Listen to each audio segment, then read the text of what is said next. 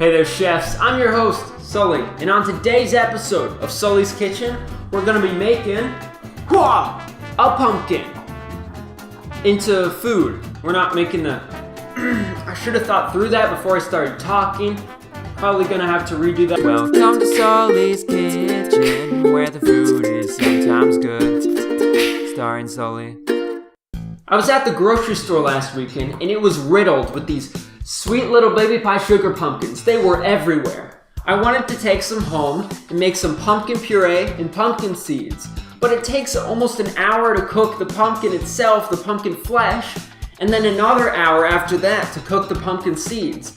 I wanted to develop a recipe to cook both the flesh and the seeds at the same time in the oven in less than an hour. We're gonna try to do that today. Our first step here is going to be cutting off the stem of the pumpkin and removing the sticker.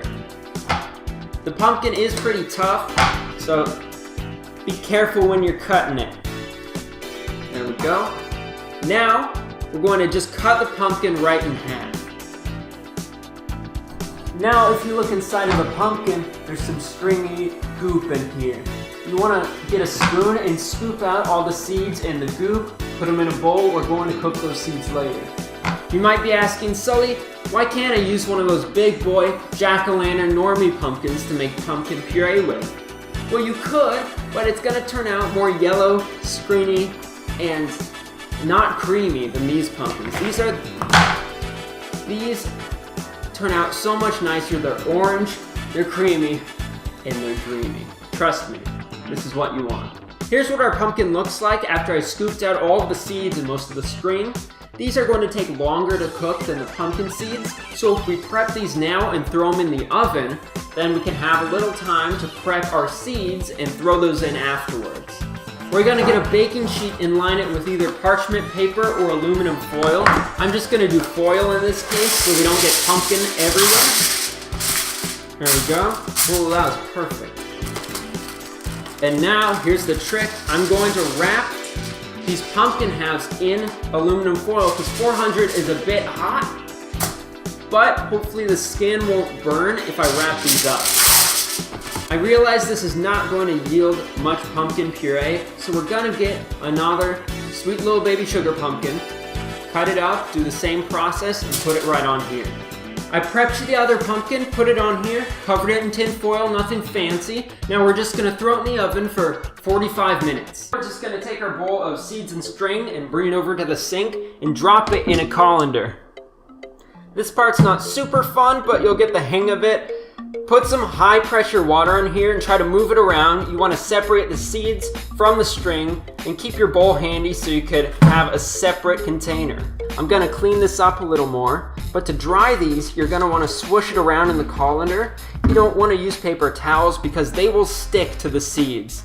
Now that our seeds are isolated and dried, we just threw them in a tin. We're gonna put some oil on them, put some spices, and put them in the oven with the pumpkins. Pumpkin seeds are fun to play around with if you're using different oils and spices. Last time I did coconut oil and curry powder. You could do butter and cinnamon sugar. This time I'm doing olive oil, salt, garlic powder, and chili powder. We'll see how these come out. Here's how our pumpkin seeds look. We're gonna throw them right in the oven with the pumpkin that's already cooking. Keep in mind there's a lot of cooking factors here. How many pumpkins you use, the heat absorption of those pumpkins, where your racks are positioned. So we're just gonna check on those in about 20 minutes. We want them to get nice and brown. Just took the pumpkin seeds out of the oven after 20 minutes. These look really good, a little on the darker side, and these are done. These are ready to eat. All right, it's been 45 minutes. Big reveal here. Oh, those look nice. We just need to let them cool for a little bit. Our pumpkins have cooled for about 10 or 15 minutes, and now I'm just removing the skin from them, and it should come off of the flesh pretty readily. Then we can blend them. We have all of our pumpkin flesh in our blender. And Sully pro tip, you're gonna want a couple cranks of salt, and if you're making a sweet dish with this pumpkin puree, I recommend just a spank of vanilla in there. If you're making a savory dish, maybe omit the vanilla. Let's blend this up. After blending, we have this lovely pumpkin puree, not from a can, and we have our nice little pumpkin seed snack that I just spilled everywhere, but that's fine. I hope this recipe helps you out and saves you some time and effort when you buy one of these and want to make pumpkin puree and pumpkin seeds out of it. Thanks for stopping by Sully's Kitchen.